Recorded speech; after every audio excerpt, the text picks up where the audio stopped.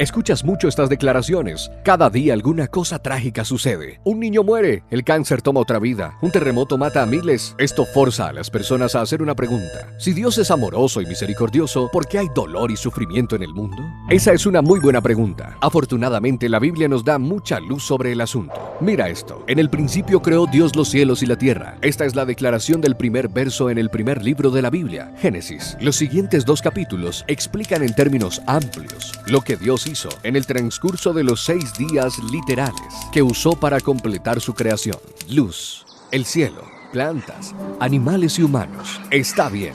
Dios creó cada cosa y de acuerdo a Génesis 1:31, Él vio todo lo que había hecho y en verdad era muy bueno. Es decir, era completo y perfecto. No había muerte ni sufrimiento. No había supervivencia del más apto. Los animales no se atacaban unos a otros. Adán y Eva, los primeros 2 humanos, no cazaban animales para alimento. Génesis 1:29 al 30. Deja claro que el hombre y los animales comían solo frutas y vegetales. Por tanto, la creación original era maravillosa, pacífica, sin muerte, llena de vida y gozo, y todos disfrutando la presencia de Dios, el Creador. Entonces, ¿qué pasó en el mundo? ¿Cómo llegamos de allá a aquí? Algo drástico debió haber sucedido que alteró la creación original, y ese algo fue el pecado. Recuerda, Dios creó un mundo perfecto, puso a Adán y Eva en el paraíso. Como su creador, Él tenía autoridad sobre ellos, y en su autoridad Dios les dio una regla. En Génesis 2:17 Dios dijo, pero del árbol del conocimiento del bien y del mal no deberás comer. El día que de él comas, ciertamente morirás. Bien, Adán y Eva escucharon la regla clara, pero ellos intencionadamente la desobedecieron. Comieron del árbol que Dios les dijo que no. Ellos escogieron vivir según sus reglas y se separaron ellos mismos de Dios. Por tanto, el Creador mantuvo su promesa de que el castigo resultaría por su desobediencia. Por los actos rebeldes de un hombre, el pecado entró en la creación de Dios, y junto con este, la muerte.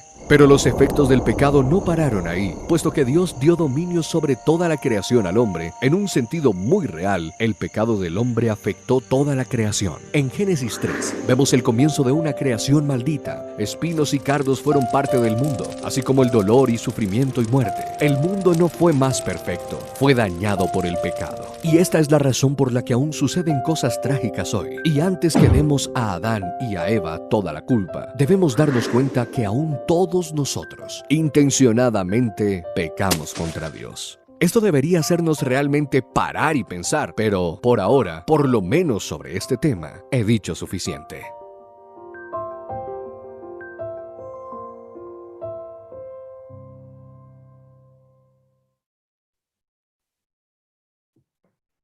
Buenas tardes a todos los que se están conectando a nuestro foro de Penguin Misiones este jueves 27 de agosto. Hoy es el último foro de la serie Defensa de la Fe y hoy venimos con el foro Evangelismo Apologético. Queremos darle la bienvenida a todos los que se están conectando. Cuéntenos de dónde nos están viendo, desde dónde nos están viendo, los que están ahí por YouTube, los que están también por Facebook. Les quiero contar que hoy vamos a responder algunas preguntas que seguramente nos han hecho, que nosotros mismos también nos hemos cuestionado respecto a eso.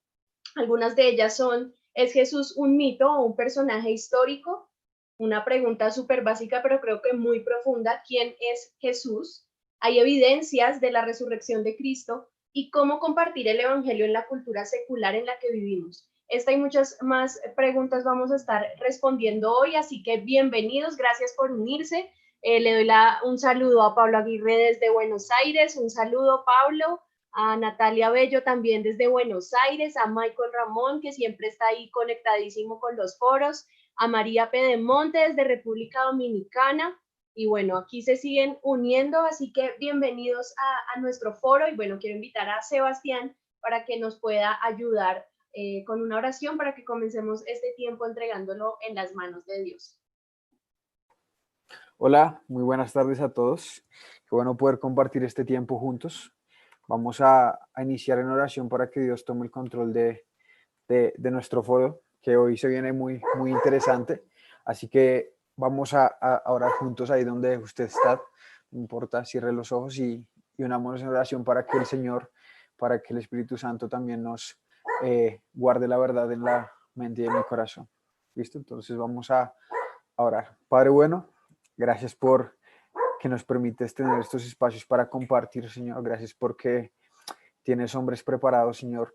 Gracias porque podemos unirnos como iglesia para presentar defensa de la esperanza que hay en nosotros, mi buen Señor. Presentar defensa de lo que creemos, por lo que vivimos, que es tu verdad, Señor. Ayúdanos a prestar atención, quita todo obstáculo que se presente, Señor, toda distracción, para que podamos juntos crecer en la defensa, Señor, para que podamos crecer juntos en buscarte y en demostrarte al mundo, Señor, en mostrar la verdad que nos ha sido dada, Padre, y que no tengamos vergüenza del Evangelio, porque es poder de Dios y poder para salvación, mi buen Señor. Te agradezco, ayúdanos, toma el control, toda la honra y la gloria sea para ti. Amén y amén. Amén. Muchas gracias, Juan. Y le seguimos dando la bienvenida a todos los que se siguen uniendo. Por aquí tengo a Carlos Hernández Prieto desde Costa Rica, Juan Jiménez también desde Costa Rica, Mercedes Delgado desde Caracas, Venezuela, Lilian Chalén Fernández, hola Lilian, Félix desde Ecuador, bienvenidos, Celia Elizabeth Arriola también, buenas tardes para todos. Les quiero recordar que si tienen alguna pregunta respecto a los temas que hemos venido tratando durante esta serie de la defensa de la fe, las pueden escribir durante el tiempo que nuestro invitado esté dándonos la enseñanza de hoy. Y también les quiero recordar, Mao, si me ayudas con la plaquita, si usted quiere compartir lo que está aprendiendo a través de redes sociales, lo puede hacer con un par de hashtags que hemos, digamos, decidido para que todos nos podamos unir como en ese mismo contenido. Uno de los hashtags es Foro Penguin Misiones y el otro Defensa de la Fe. Nos pueden etiquetar como @penguinmisiones. Y bueno, nos gustaría saber qué fue lo que más les gustó, qué aprendieron, si tal vez destacan una frase o lo que más les impactó. Queremos que lo puedan compartir. Y bueno, sin más preámbulo, quiero invitar a José. José, bienvenido. Gracias porque, bueno, estás de nuevo aquí en este cuarto foro que tenemos el día de hoy. Entonces, vamos a ver qué podemos aprender hoy del evangelismo apologético. Hola, gracias. Es un gusto estar de nuevo con ustedes. Para terminar esta serie, quería pues motivarles a que pudiéramos estar todos muy, muy, muy, muy atentos, que podamos aprender hoy y que el Señor pueda hablarnos. Quería recordarles que nuestro ministerio se llama INGEN y nosotros enseñamos evangelismo y apologética, y estas enseñanzas que hemos venido compartiendo de apologética de la creación están basadas en material y en enseñanzas de respuestas en Génesis, Answers in Genesis. Así que primero les invito a que puedan ver los videos anteriores de la serie, porque este es el final, pero tienen que ver los anteriores para poder entender y poder ver toda la estructura que hemos venido enseñando y aprendiendo.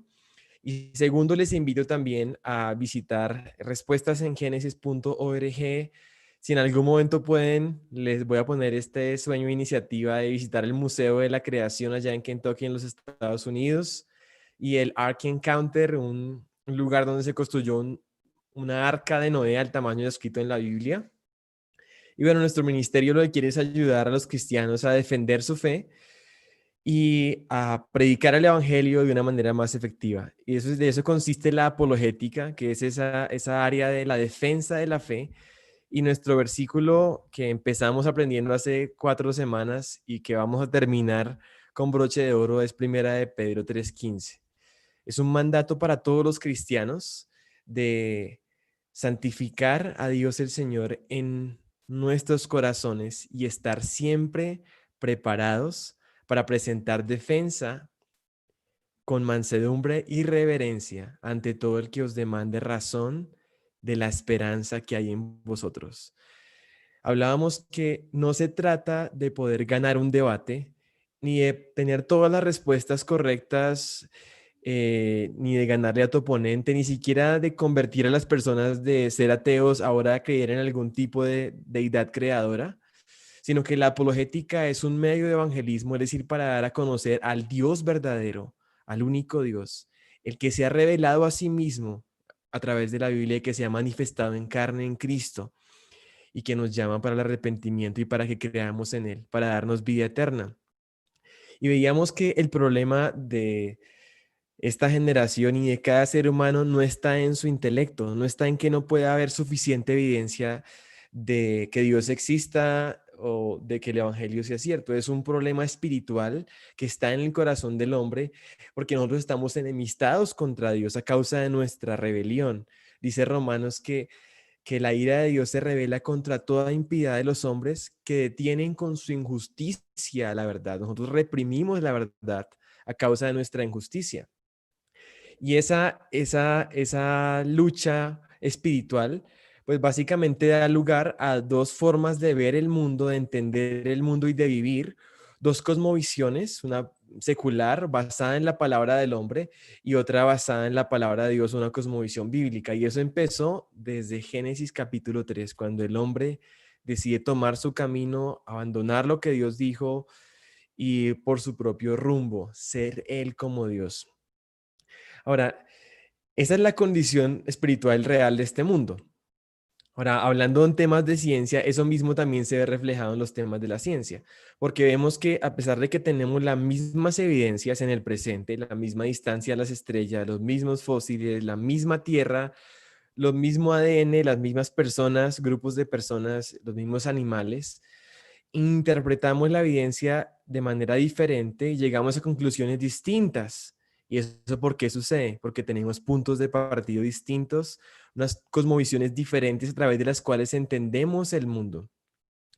Ahora, el asunto aquí es que estas ideas seculares, estas ideas humanistas, esta cosmovisión que se ha utilizado para entender el mundo, lamentablemente ha hecho que mucha gente dude de la fiabilidad de la Biblia y de ahí no tengan el fundamento para creer en el Evangelio. Porque si supuestamente la ciencia ha comprobado un modelo de orígenes que contradice cosas como el Génesis, entonces, ¿por qué deberíamos creer, por qué deberíamos atender a un mensaje que viene de un libro que supuestamente ya es obsoleto? Entonces, este tema importa desde el punto de vista evangelístico, porque al no entender la naturaleza de la ciencia, al no entender todo este debate de la creación, la evolución y de la Biblia y la ciencia, podemos ser presos del engaño nosotros mismos y aún quedamos sin herramientas para poder testificar a otros. Entonces, les invito a que puedan ver muy especialmente la sesión número 1, porque tenemos que entender muy bien la diferencia entre ciencia observacional y ciencia histórica.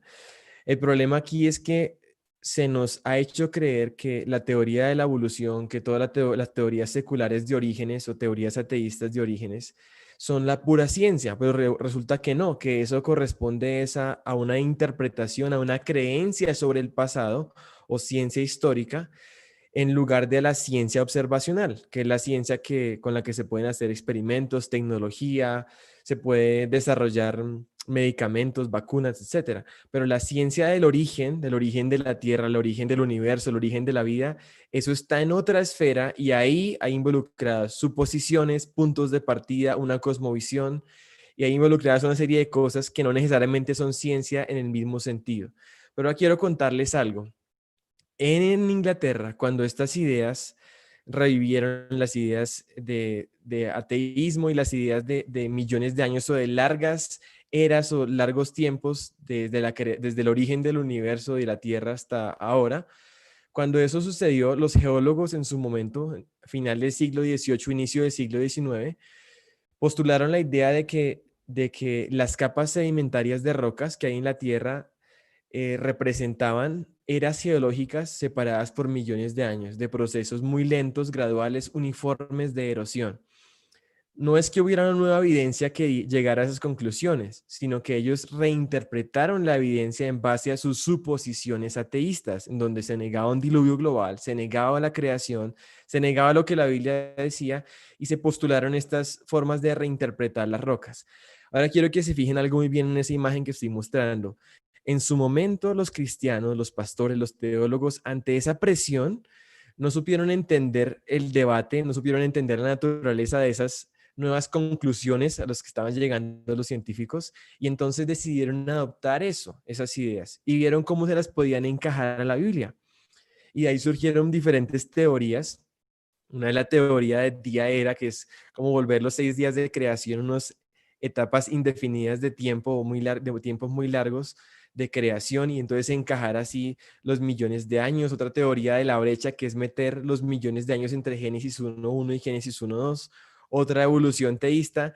En general, lo que se hizo fue un intento de poder encajar esas ideas externas a la Biblia y esa presión a la Biblia. ¿Y saben eso qué ocurrió? ¿A qué llevó?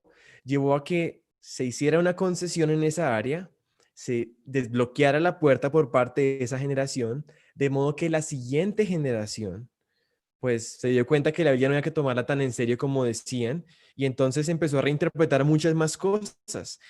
Y además de irse no solamente hacia reinterpretaciones que tienen que ver con Génesis, se fueron hacia el liberalismo, negando la resurrección, negando la encarnación, negando el nacimiento original, negando los milagros, negando una cantidad de cosas. Y finalmente Europa, Inglaterra, donde se iniciaron estos movimientos, hoy en día son países que no tienen una influencia significativa del cristianismo, en donde las iglesias quedaron reducidas a museos y en donde la creación se hizo una concesión y se negó, en donde no se cree que haya sido la muerte una consecuencia del pecado, sino que la muerte siempre existió como parte de ese proceso de supervivencia del más apto y de competencia y de lucha. No habría lugar para pensar en tal cosa como un pecado original, ni siquiera en un Adán, ni en un creador. Por supuesto, no habría lugar para pensar en un diluvio global y no habría lugar para pensar en el origen de los diferentes grupos de personas en base a la narrativa de la Biblia, una sola raza, un solo grupo de personas que se dispersaron desde Babel. Así que esa historia que está en Génesis 1 al 11, que es la que hemos venido desarrollando y defendiendo en las sesiones anteriores, creación, corrupción, catástrofe y confusión, queda atacada y el evangelio queda sin fundamento histórico y teológico, de hecho. Y quizás como cristianos, si caemos en este error de empezar a reinterpretar y empezar a cambiar el sentido de esos relatos históricos o alegorizar, por ejemplo, Génesis, estamos cayendo en el error que cayó Eva. Poner en duda la palabra de Dios a causa de esa insinuación del enemigo de realmente Dios dijo eso, con que Dios dijo, o no, más bien sí dijo, pero no fue su intención, o sea, realmente Dios quiso decir otra cosa. Y cuando hacemos esto, nos estamos quedando sin el fundamento histórico del Evangelio y de la Biblia. Y así mismo también nos podemos llegar a quedar sin el Evangelio como ya pasó en Europa y en Inglaterra. Así que, en perspectiva de esto, quisiera ayudarles a que empecemos a pensar de manera fundacional, es decir, pensando desde el fundamento.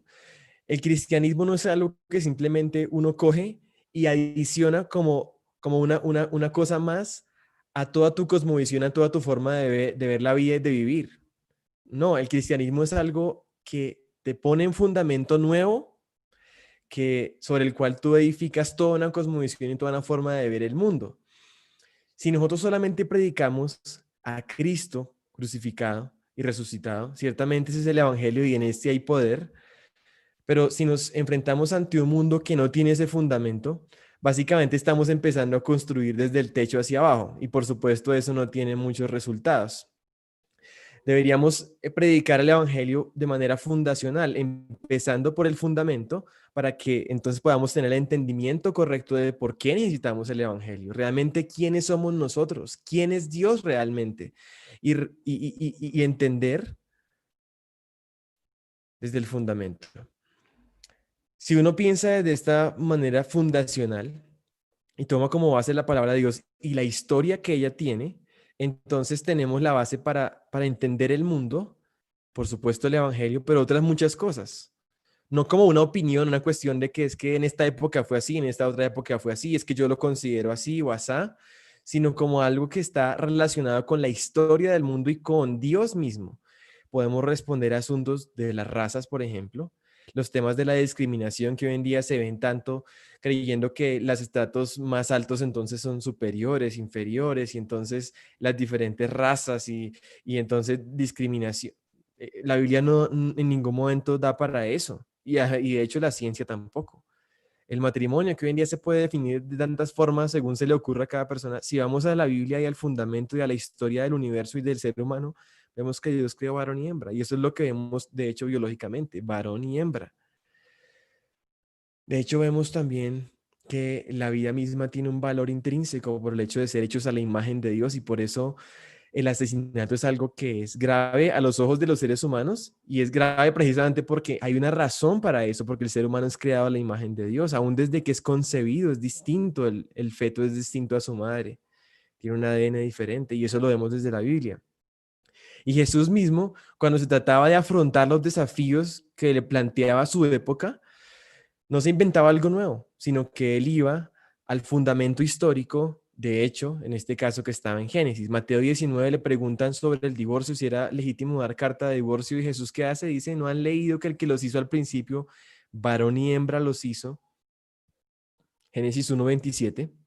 Y por eso el hombre dejará a su padre y a su madre y se unirá a su mujer, los dos serán una sola carne. Entonces Jesús está apelando a la historicidad de la creación para definir la razón por la cual no se deben divorciar un hombre y una mujer. De hecho, la razón por la que el matrimonio es entre un hombre y una mujer, porque Dios unió a un hombre y una mujer. Así que nosotros quizás tenemos que seguir el ejemplo de Jesús para entender el mundo y para responder a los desafíos de este mundo basado en la autoridad de la palabra de Dios y en la historicidad de la Biblia. Pero ¿qué pasa si nosotros tomamos ciertas ideas ya finales, como por así decirlo, el techo solamente, y decimos, bueno, pues yo puedo creer en varias de las cosas que esta cosmovisión me dice? Realmente nos quedamos sin fundamento. Es como que necesitamos entender que hay una lucha espiritual, y es una lucha en el fundamento, que quizás nosotros vemos con unos síntomas que son la eutanasia, por ejemplo, el matrimonio gay, la inmoralidad, el relativismo moral que se ven en la sociedad, y quizás creemos que esos son el problema, pero esos no son el problema, simplemente son el síntoma de un problema de fondo y de raíz en el corazón del hombre independizado de Dios. Y los cristianos quizás no nos hemos dado cuenta que el fundamento del evangelio está siendo atacado, no en los temas de la cruz, la resurrección, Cristo, sino los temas históricos. Muy sutilmente, desde la educación, desde los medios de comunicación, desde la universidad, se está atacando a la historicidad del relato, al punto de que hemos llegado a que el evangelio empieza a aparecer como una cosa pasada de moda, como una cosa obsoleta. Y no nos hemos dado cuenta que realmente el asunto ni siquiera está en pelear contra esos problemas sociales, sino que es en fortalecer los fundamentos que están en la palabra de Dios y predicar el evangelio. Piensen en esto, no se trata ni siquiera de cambiar las leyes, de poder poner un presidente cristiano, de poder eliminar el matrimonio gay. Si hiciéramos eso a nivel de leyes, eso no va a desaparecer, porque el problema está en el corazón del hombre. Así que la tarea de la iglesia ante toda esta situación apologética es el evangelio que se ha predicado, porque es el evangelio el poder de Dios, porque es el evangelio el que puede cambiar el corazón, el que puede transformar las vidas y el que puede realmente pasar a las personas del dominio de las tinieblas al reino de Dios. Entonces, quisiera que pudiéramos hablar un poquito del evangelio, porque el evangelio, para entenderlo, hay que entenderlo desde su fundamento. Podríamos resumir el evangelio así. Primero, como una base, un fundamento de Jesucristo como el creador, que Él nos creó a nosotros, Él hizo al hombre, y que el hombre se rebeló contra Dios. Y por eso el pecado entró en el mundo y Dios puso sobre el hombre la maldición de la muerte. Eso es importante como fundamento del evangelio. Ahora, sobre eso viene el mensaje o el poder del evangelio, que es que Jesucristo, el Dios hecho hombre, llevó la maldición de la muerte en la cruz. Sin embargo, Él resucitó conquistando la muerte, y todos los que acuden a Él y se arrepienten y creen, entonces pueden ser perdonados de su rebelión, de sus pecados, y pueden restaurar una relación perfecta de amor con Dios que se ha perdido. Pero también el evangelio tiene otra parte que va sobre esto, y es la esperanza del evangelio mirando hacia el futuro, la consumación de todas las cosas. el entendimiento de que esta creación está sufriendo los efectos del pecado y se está deteriorando lentamente y todas las cosas serán restauradas en la consumación de todo cuando Jesucristo venga a completar su obra de redención y reconciliación. Así que el Evangelio tiene esas tres partes, un fundamento, el poder y la esperanza. Y ese mensaje del Evangelio, según vemos en el Nuevo Testamento, por ejemplo, se predicaba de diferentes formas o con diferentes métodos según la necesidad y según la audiencia, de hecho. Por ejemplo, Jesús en Juan 4 se acercó a una mujer en un pozo con el agua que estaba en el pozo como una conexión al agua viva y llevó la conversación a revelarse finalmente él como el Mesías. Pedro, por ejemplo, en Hechos capítulo 2 utilizó el Pentecostés y lo que estaba ocurriendo ahí, el alboroto que se generó para predicar de Cristo muerto y resucitado y llamarles al arrepentimiento. O en Hechos 3, vuelve y predica a Pedro, pero esta vez utiliza la sanidad de un cojo y mostrar el poder de Dios en Cristo, porque en el nombre de Jesús había ocurrido esa sanidad. Por ejemplo, en Hechos 13, cuando Pablo está predicando en uno de sus primeros viajes misioneros, él está predicando a judíos en una sinagoga y les predica a Jesús como el Cristo. Pero quiero que noten algo diferente aquí en Hechos 17, y es que Pablo, como está ante una audiencia gentil de personas que no tienen un fundamento de un Dios creador, no tienen un fundamento de la Biblia ni nada, entonces Pablo utiliza una forma de predicar distinta del Evangelio, empezando desde la creación y desde el Dios creador, o sea, empezando desde el fundamento. Quiero que vean muy bien estas dos imágenes. Aquí tenemos el ejemplo de Pedro, Hechos 2, hablando de una audiencia judía que ya tenía el fundamento del Evangelio. Era mutuo para ambos. Ellos conocían y sabían de la ley, sabían de Dios, sabían del Creador, del pecado, de la muerte. Entonces, Pedro fue directo a agregar lo que seguía, que era el mensaje de la cruz, Jesucristo crucificado y resucitado de los muertos. Y ellos entendieron ese mensaje. Sin embargo, Pablo, ante una audiencia diferente, los griegos que no tenían una base cristiana, él tenía primero que quitar el viejo fundamento, reemplazándolo con el nuevo fundamento, el fundamento del Dios creador, de la realidad del pecado y de la muerte como consecuencia del pecado. Y entonces después de eso sí les habló del juicio, sí les habló de Cristo, sí les habló del arrepentimiento y de la consumación de todas las cosas. Eso es interesante porque en esta faceta de predicación, Pablo empieza a decirles que el Dios que él viene a predicarles, el Dios no conocido para ellos, ese Dios era el creador de todo el mundo. Los griegos no creían en un Dios creador, creían simplemente en la casualidad, una especie de ateísmo. A pesar de que creían en muchos dioses, no creían en un Dios creador. Y le dice, ese Dios, el creador de todo, el creador de ustedes, de hecho, porque dice, de una sangre hizo el linaje de todos los hombres para que habiten sobre la faz de la tierra y les fijó el orden de los tiempos y los límites de su habitación. O sea, no es que nosotros definimos las cosas, es que Dios las definió. Hay un inicio en Dios, en su revelación, y nosotros somos creación suya. Y ese Dios es tal que no necesita ser servido por manos humanas. Ese Dios no necesita templos, ni siquiera habita en templos hechos por ellos, no necesita nada de ellos como si necesitara ser servido por ellos. Ese Dios que nos creó para que le buscáramos. Y ese Dios que ahora ha pasado los tiempos de esta ignorancia, de esa ignorancia de ellos, y manda a todos los hombres en todo lugar a que se arrepientan porque ha establecido un día en el cual juzgará al mundo con justicia por medio de aquel varón que él levantó entre los muertos. Y Pablo ya está refiriendo a Cristo, está refiriendo al arrepentimiento, está refiriendo al juicio venidero, porque ya puso el fundamento que era la creación. Puso el fundamento de mostrarnos realmente quién es Dios, realmente quiénes somos nosotros en relación a Dios y la razón por la que necesitamos el Evangelio. Ahora, si pensamos en esta época, nosotros nos encontramos ante una cultura y un mundo en el que realmente ya no estamos como entre judíos. No me refiero a que tengan que ser judíos, sino no vivimos en una cultura en donde haya una base para el Evangelio. Quizás hace algunos años antes sí, en donde la gente tenía cierto conocimiento de los 10 mandamientos, de la Biblia, de los relatos de Génesis o de los relatos del Antiguo Testamento y de la Biblia. Hoy en día la gente es secular, ni siquiera ni católica es. Nos enfrentamos ante una audiencia, ante un mundo que principalmente es de estilo como los griegos. Y por eso nuestra forma de presentar el Evangelio debe ser también así como hizo Pablo, empezando desde el fundamento, para entonces que tenga sentido lo que les estamos diciendo. Y ese fundamento, pues lo hemos venido desarrollando en estas sesiones. Por favor, vean las anteriores. Y por eso se necesita la apologética o el evangelismo apologético, porque este fundamento histórico, que es creación, corrupción, catástrofe y confusión, necesita ser defendido, porque de otro modo, ¿cómo van a escuchar la historia del evangelio si creen que la historia de la Biblia es una historia mitológica que no fue real?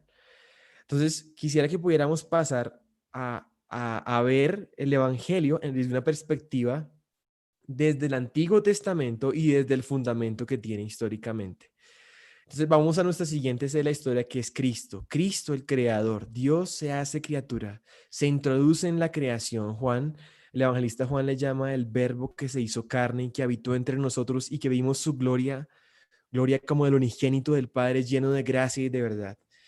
Y ese Jesús vino a ser un hombre, un descendiente de Adán, nacido de una virgen, nacido sin pecado, que vivió una vida perfecta.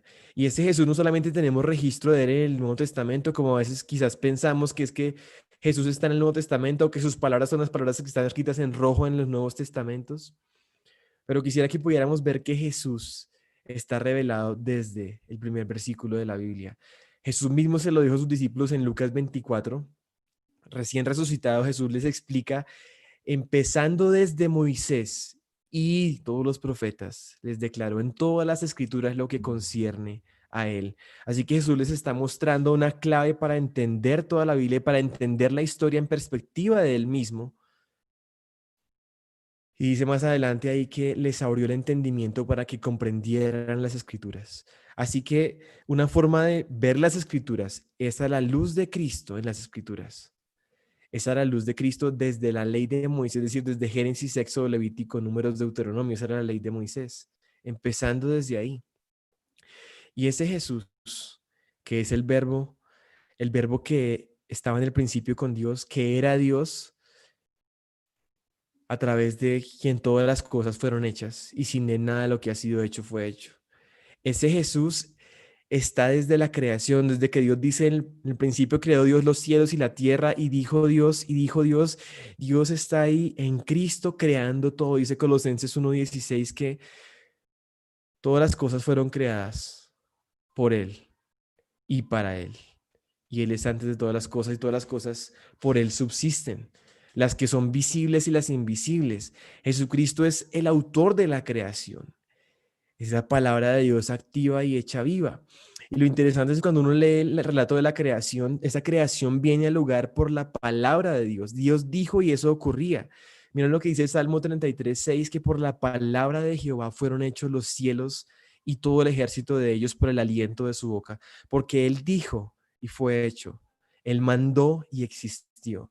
Imagínense el poder que hay involucrado en la palabra de Dios, que con su voz y con su palabra puede dar origen al universo mismo, que puede dar origen a cosas tan inimaginables como el sol, por ejemplo. Con toda esa energía, con todo ese poder, vino al lugar por la palabra de Dios. Nuestro Dios es temible, nuestro Dios es glorioso, porque toda la creación muestra que Él es superior a toda la creación y vino al lugar por su voluntad y por su palabra.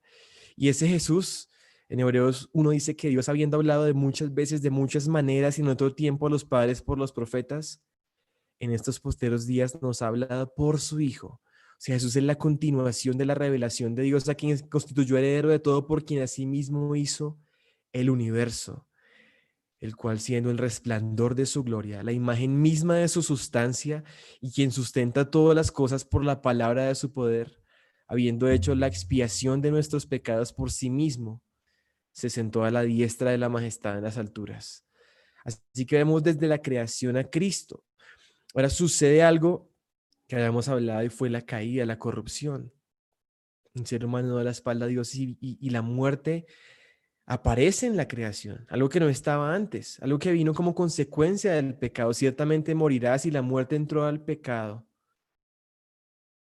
La muerte entró por el pecado y así la muerte pasó a todos los hombres por cuanto todos pecaron. Nosotros mismos hemos pecado y por eso nuestra consecuencia justa es la muerte. Y cuando eso sucedió, hay algo que hay que notar y es que Adán y Eva cosieron hojas de higueras, ambos se escondieron de Dios, se dieron cuenta que estaban desnudos y cosieron hojas de higueras, se hicieron una túnica de hojas para cubrir su vergüenza por su pecado. Y a pesar de que ellos estaban escondiendo, vemos en el Evangelio y en la iniciativa de Dios que ellos se esconden, pero Dios les llama, Dios les busca y Dios no les deja vestidos de hojas de higuera, sino que Dios les pone unas túnicas de pieles y Dios mismo está haciendo un primer sacrificio de un animal para mostrarles que el pecado no se cubre con sus propios medios, que el pecado no se cubre con hojas de higuera, con religión, con buenas obras, con intentos humanos, sino que se cubre con un sacrificio, con una muerte sustituta, porque el pecado demanda la muerte. Les vistió de pieles y Dios estaba mostrando que era necesario el derramamiento de sangre para la remisión de los pecados y que la vida de la carne estaba en la sangre, como dice Levítico 17. Y también empezaron a darse cuenta a través de los sacrificios que hacían de animales, precisamente teniendo en cuenta eso que había sucedido en Génesis y los mandatos de Dios en la ley de sacrificios, que eso no era suficiente porque no podían borrar el pecado de estos sacrificios de animales. Pero todos estaban apuntando y estaban figurando a alguien, al Cordero de Dios que quita el pecado del mundo, como Juan el Bautista describió a Jesús cuando lo vio. El Cordero de Dios que quita el pecado del mundo, el sacrificio perfecto por cuya sangre podíamos ser perdonados. Por eso era necesaria la muerte del Hijo de Dios. Por eso era necesario que recayera sobre él la maldición del pecado. Y cuando seguimos avanzando en esta historia que hemos venido trazando en estas sesiones anteriores, vemos que el Señor juzgó el mundo y que los juicios de Dios son verdaderos y son reales y que el Señor sí ve de manera muy seria el pecado y lo juzga, pero también provee un medio de salvación. El arca tenía una puerta y los que entraran por esa puerta fueron salvos del juicio que vino en su época. Y hoy en día Dios ofrece un medio de salvación, una puerta. Jesús dijo, yo soy la puerta, al que por mí entrare será salvo. Y Dios ofrece la salvación de manera gratuita, así como fue para Noé, porque halló gracia ante los ojos del Señor. Y podemos entrar a bordo a través de la puerta, al arca, que es Cristo mismo, el medio de salvación, porque Dios ha establecido que juzgará al mundo con justicia. Y nosotros somos pecadores, y por eso necesitamos la salvación. Miramos la sesión anterior que este grupo de personas que se multiplicó por todo el mundo, que se dispersó por todo el mundo después de Babel, eran todos una sola raza de personas, un solo grupo de personas, pero que había diferentes grupos, etnias, lenguas, naciones, a pesar de que todos eran una raza. Miramos que había otra raza, una nueva raza de personas redimidos, una raza de personas salvas, con una nueva naturaleza, no en Adán, sino en Cristo, el postrer Adán.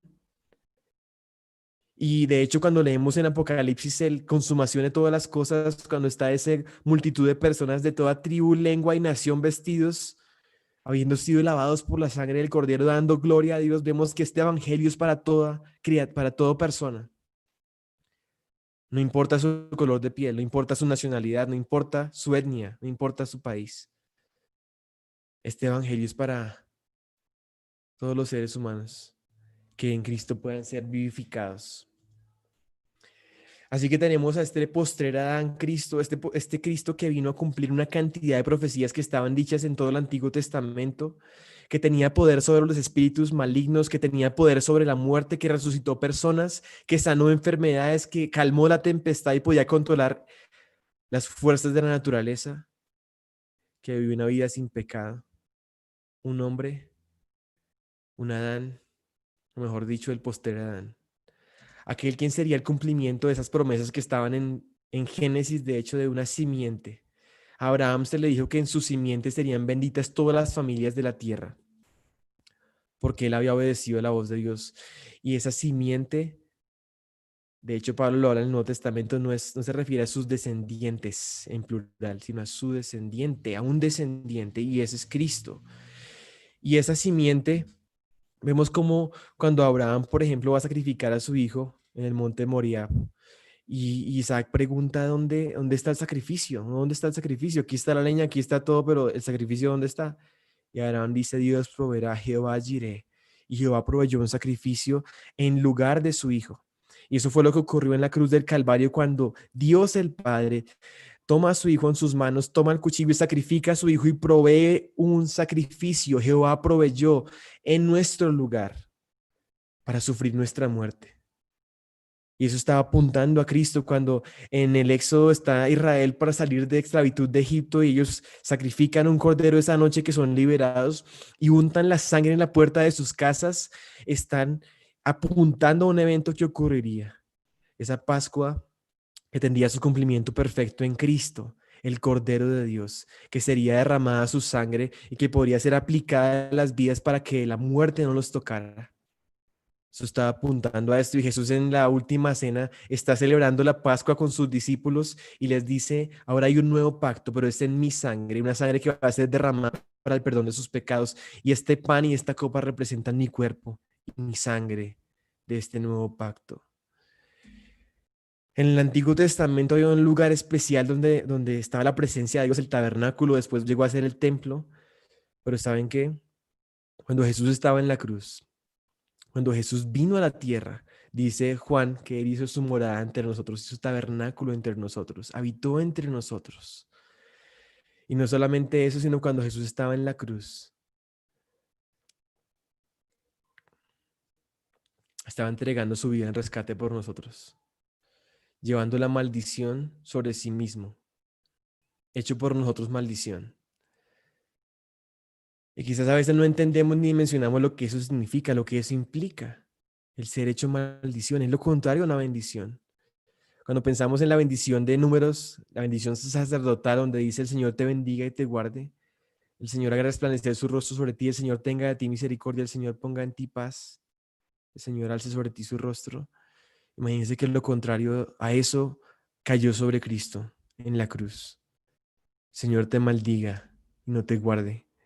Señor, aleje su rostro de ti, el Señor no tenga de ti misericordia, el Señor no te dé paz, el Señor aleje de ti su rostro. Y eso fue lo que pasó en la cruz. Eso fue lo que sucedió.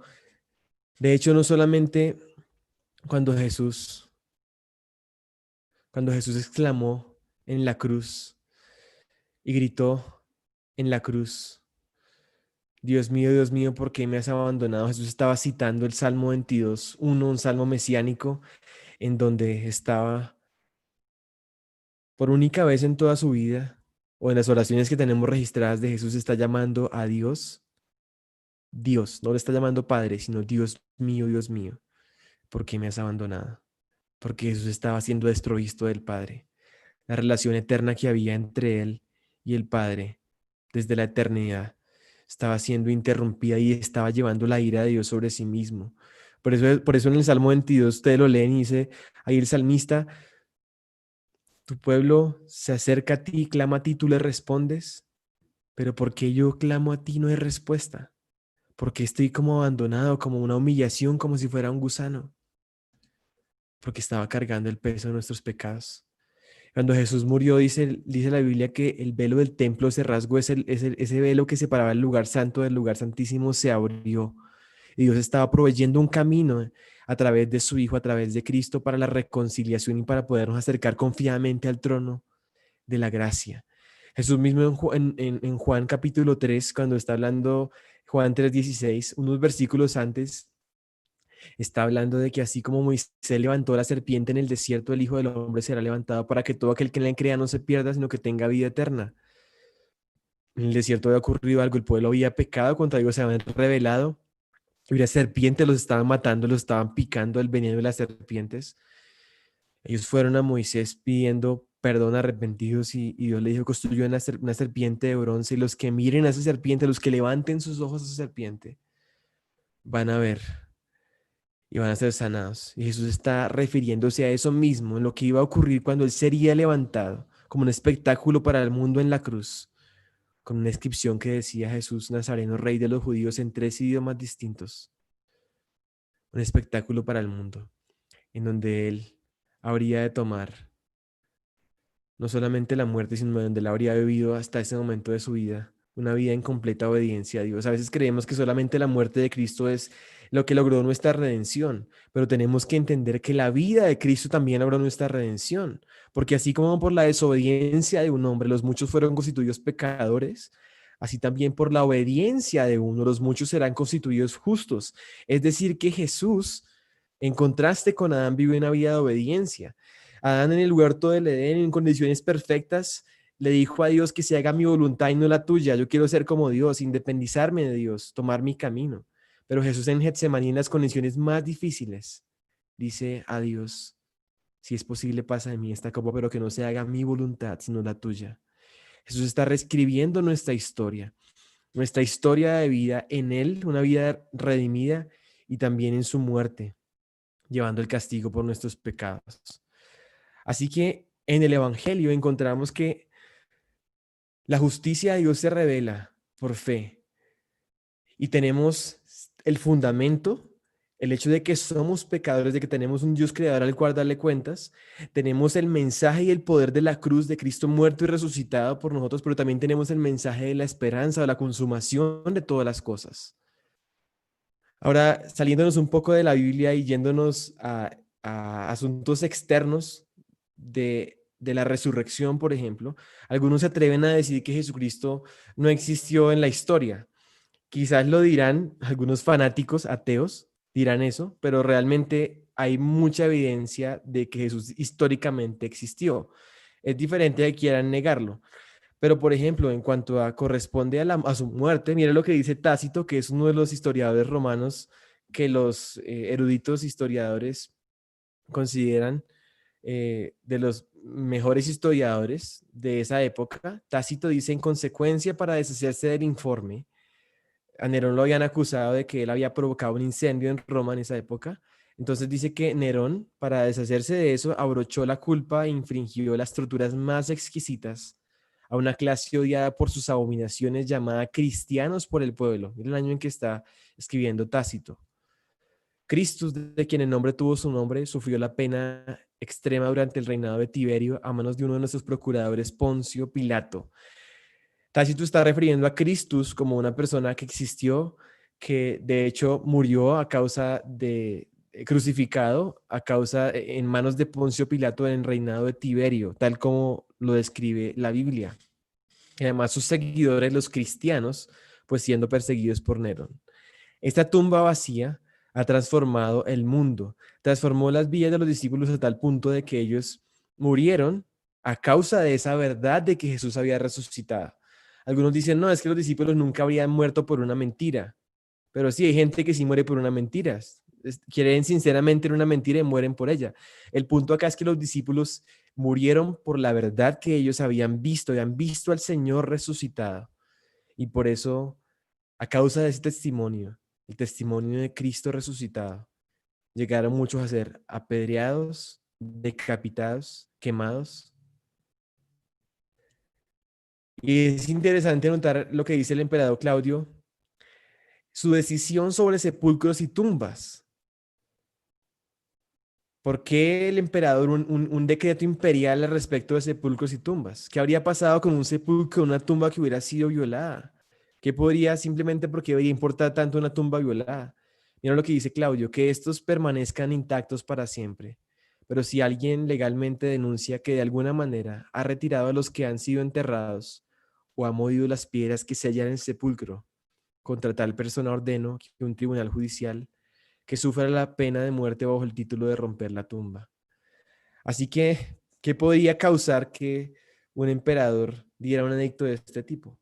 Porque una tumba había sido rota, una piedra había sido removida, un cuerpo jamás fue encontrado y estaba conmocionando al mundo romano la noticia de Cristo resucitado y la predicación del Evangelio.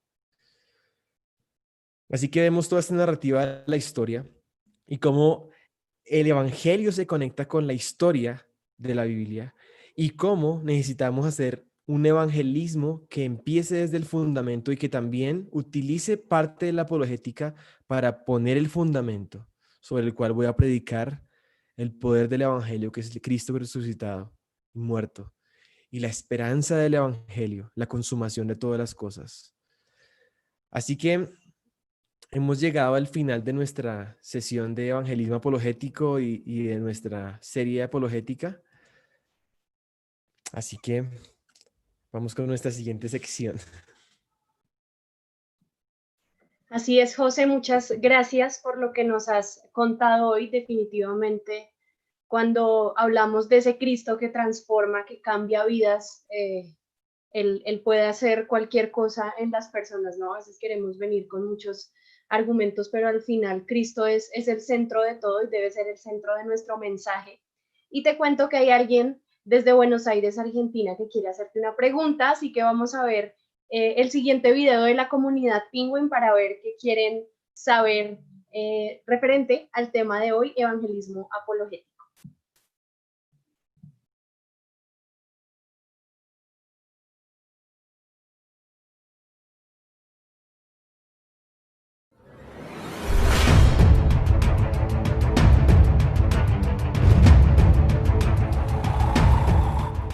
Hola, buenas tardes. Mi nombre es Natalia Bello y la pregunta que quisiera hacer el día de hoy a la comunidad Penguin es ¿por qué el cristianismo cree tener el camino correcto para llegar a Dios y no otras religiones? Y bueno, ¿qué validez tiene el cristianismo sobre otras religiones que también te hablan de Jesús o de poner tu fe en Él? Eh, bueno, ¿qué argumentos podemos dar o qué fundamentos podemos dar para contestar a esto cuando nos hacen esta pregunta? Así que bueno, esto es lo que quisiera saber. Muchas gracias.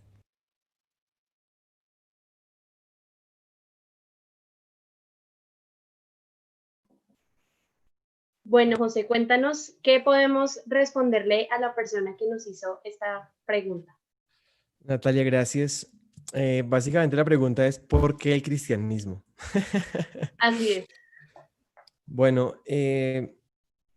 si uno parte de que la verdad existe, y de hecho la verdad existe, cualquier posición que diga que la verdad es relativa realmente es mentira. O sea, porque ¿cómo puede ser esto verdad y también esta otra cosa verdad que la contradice? Eso es ilógico, ¿cierto? Entonces el cristianismo, en esencia, puesto que es verdad, no puede aceptar otra verdad, otro posible camino, como decía Natalia. ¿Por qué el único camino? ¿Por qué la única verdad? ¿Por qué la vida? De hecho, el cristianismo define el camino, la verdad y la vida, no como algo, sino como alguien, de hecho, que es Cristo. ¿Sí? Entonces, creo que el hecho de que el cristianismo abogue por tener la verdad y porque no hay otros caminos, eso para mí es una de las grandes pruebas de su veracidad. El hecho también de que los cristianos entiendan de que no hay otro en quien hay salvación y de que necesitamos predicar el evangelio a toda criatura, eso es una muestra de que también es el único camino. Digamos que una religión que diga, bueno, pues cualquier verdad puede ser posible, pues bastante falsa es, creo que es bastante diabólica. O por ejemplo que diga, bueno, pues no necesito predicarle a nadie porque eso no importa. También demuestra que no es verdad. El cristianismo demuestra que es verdad porque dice que hay una verdad, que la verdad es Cristo y que ese Cristo y ese Salvador debe ser predicado a todo el mundo porque no hay otra verdad. Ahora piensa lo siguiente, si hubiera otra forma para ser salvo, bien fuera por otro tipo de creencia o de conocimiento o de acción o de mediador o lo que fuera, entonces el cristianismo sería falso. O sea, un cristiano no podría aceptar que hay otra forma de ser salvo si no es a través de Cristo. Si un cristiano llegaría a aceptar eso, pensar eso, diría que es bastante dudosa su cristianismo, su fe, porque si hubiera otra forma para ser salvos que no fuera en el sacrificio de Cristo, entonces, ¿para qué fue necesario el sacrificio de Cristo? ¿Para qué llegara tanto? Si había otra forma, ¿por qué Dios no usó esa forma? No había otra forma. porque la justicia de Dios demandaba que su ira recayera sobre sobre todos los seres humanos, y por eso necesitaba hacer provisión en Cristo para nuestro perdón, para nuestra salvación, para nuestra justificación. Ahora, contrastándolo con otras creencias, otras religiones, por así decirlo, podría decirse que en cierto sentido el cristianismo no es una religión, porque una religión es algo que se inicia en el hombre, es como la forma como el hombre entiende la divinidad y como el hombre se acerca a Dios. Pero el cristianismo, en lugar de eso, no se origina en nuestra idea de Dios, sino que se inicia en Dios, en lo que Él ha revelado de sí mismo y en la iniciativa de Dios, de hecho. Lo que vimos en Génesis capítulo 3, el hombre huyendo y escondiéndose de Dios y buscando sus medios para cubrirse, pero en contraste, en el cristianismo es Dios el que está tomando la iniciativa, los seres humanos están apartando de la verdad y el Dios verdadero, y Dios les está buscando y está enviando a su Hijo. De hecho, Lucas 19:10 dice que el Hijo del Hombre vino a buscar y a salvar lo que se había perdido, y que Dios envió a su Hijo. O sea, es una iniciativa de Dios. Eso es una gran diferencia, por ejemplo. Y otra es que en las religiones normalmente se trabaja o se vive en base a imperativos, es decir, tú tienes que hacer esto, tú debes cumplir esto, debes cumplir lo otro, y hay una serie de reglas que tú tienes que cumplir para llegar a alcanzar o ser digno de la salvación. El cristianismo no dice para nada eso. El cristianismo, en lugar de darte imperativos, o sea, cosas que tienes que hacer, te dice indicativos, algo que ya Dios hizo por ti en Cristo.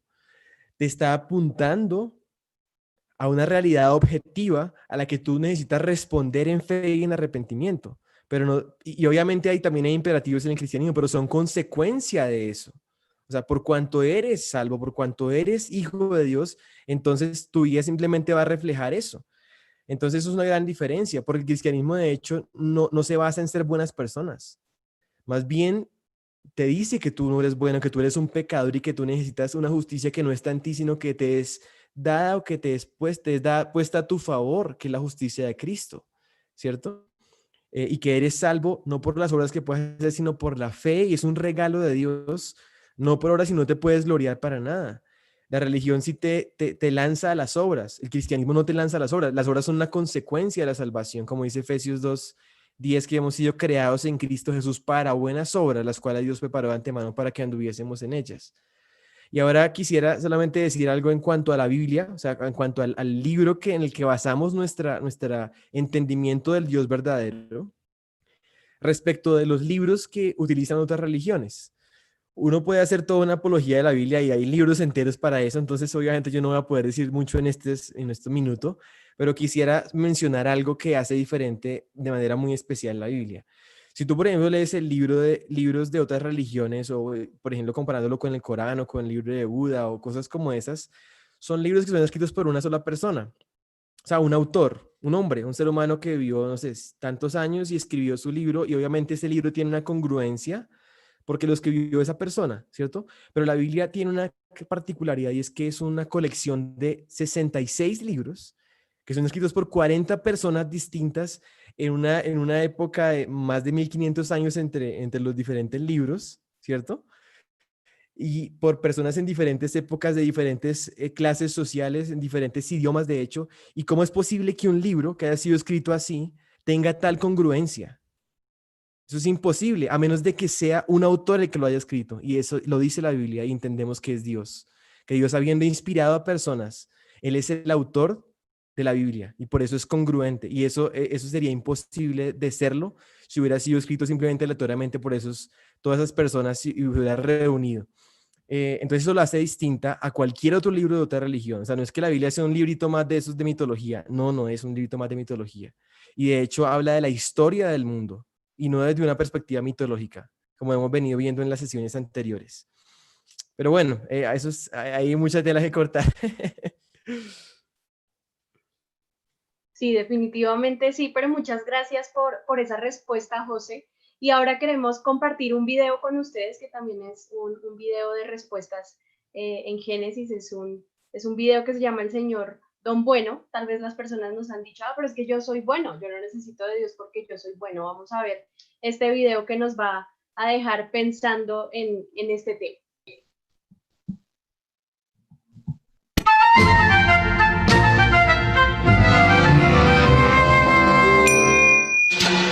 Con ustedes, Don Bueno. ¿Crees que eres bueno? No has conocido a Don Bueno. Don Bueno es muy bella persona. Trato de hacer lo correcto. Él es tan bueno que si las buenas personas van al cielo, él sería el primero en la fila. No es para tanto. Don Bueno, ¿has guardado los 10 mandamientos? ¿Te importa si vemos algunos? Claro que sí. Vamos a ver así.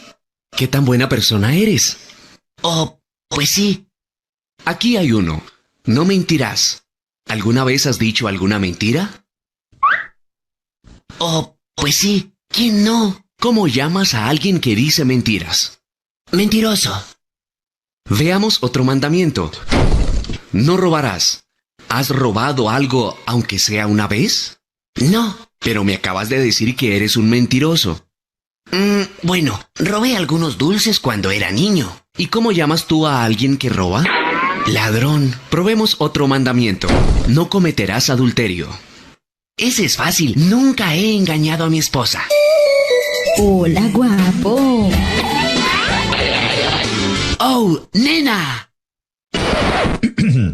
Jesús dijo que si ves a una mujer con deseo, has cometido adulterio con ella en tu corazón. ¿Sí? Uno más. No utilizarás el nombre del Señor tu Dios en vano. ¿Alguna vez has utilizado el nombre de Dios sin respeto? ¡Oh, Dios! Eso, señor Don Bueno, se llama blasfemia. Dios te ha dado la vida y todo lo que tienes, y tú lo has arrastrado por los suelos. Don Bueno, ¿has admitido que eres mentiroso, un ladrón, un blasfemo y un adúltero de corazón? Y son solo 4 de los 10 mandamientos. Sí, no soy perfecto. De hecho, es peor que eso. Supongamos que ponemos un chip en tu cerebro y que este grabará todos tus pensamientos por una semana entera. Y después los pusiéramos en una pantalla gigante para que todos tus amigos y familiares los vieran. ¡No! ¡Sería vergonzoso! La Biblia dice que Dios sabe todo, incluyendo los pensamientos secretos de tu corazón. Momento. Comparado a otras personas, yo soy santo. Es muy cierto, pero el estándar es la ley de Dios y no otras personas. Además, si solamente pecas 5 veces al día, en un año serán 1825 pecados.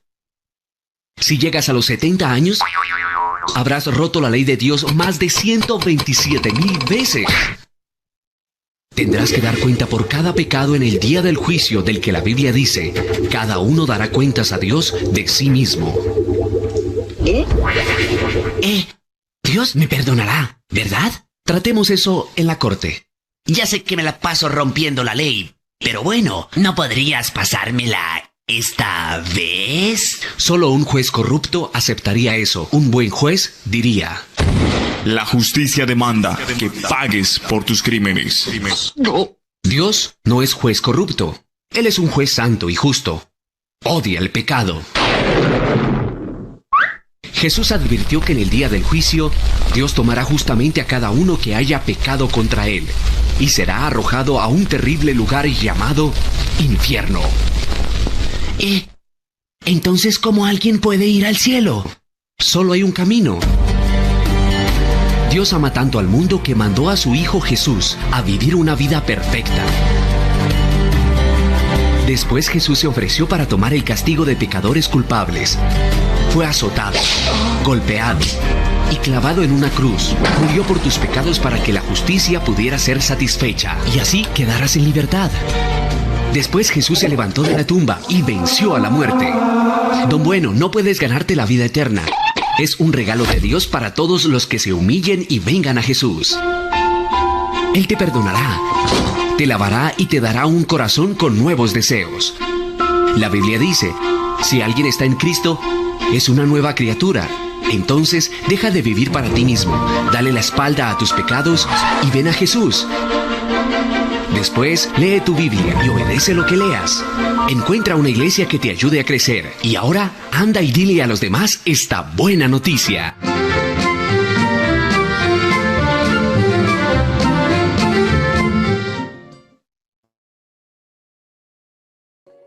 Muy bien, nos consideramos buenas personas, ahí está la pregunta y queremos agradecerle ahora a José. Nos gustaría compartir sus redes sociales para que podamos seguirlos.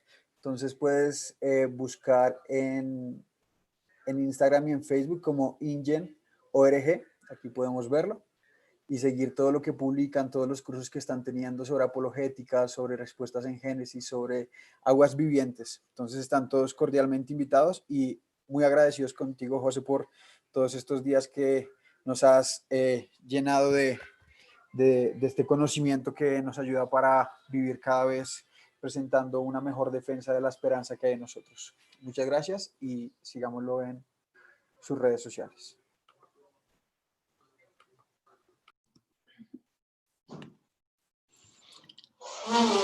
Así es, Juan, muchísimas gracias por recordarnos las redes sociales de INGET y todo lo que están haciendo. Y queremos contarles a ustedes que hacen parte de la comunidad Penguin Misiones que en septiembre realizaremos nuestra primera feria virtual de ministerios, donde estaremos hablando de muchos temas importantes. Creo que Dios nos ha llamado a ser parte de su misión y muchas veces no sabemos cómo encajar o cómo compartir el evangelio. Iniciaremos este jueves hablando sobre arte y cultura, cómo podemos entregar el evangelio por medio de estas habilidades tan especiales que Dios ha entregado. Y también estaremos contando sobre el primer entrenamiento que se va a realizar a nivel cristiano, donde se tienen más o menos 15 países invitados, en los cuales hay unos 200 participantes nacionales y unos 100 internacionales. Así que los esperamos para que nos acompañen en esta primera feria virtual de ministerios. Quedamos aquí con la información.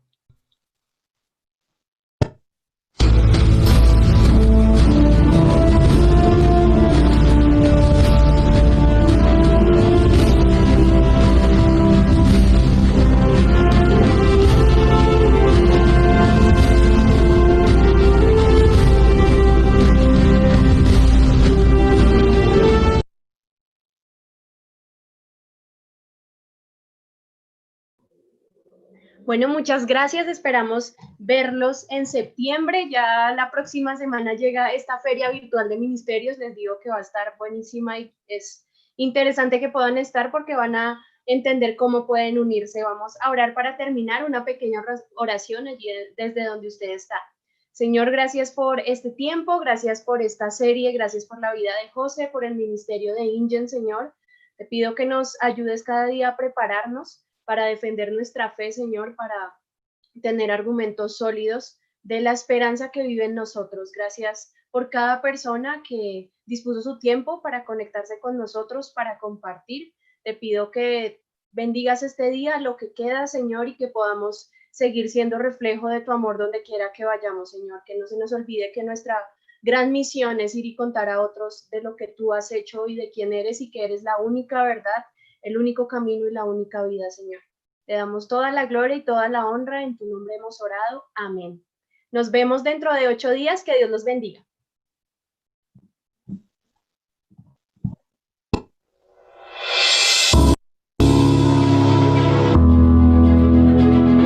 Queremos que todas las herramientas desarrolladas para extender el reino de Dios estén a tu alcance. En la sección Biblioteca de Recursos tenemos un espacio en el que podrás encontrar materiales de evangelización, ministeriales, de capacitación en misiones, artículos, videos, PDFs descargables y mucho más.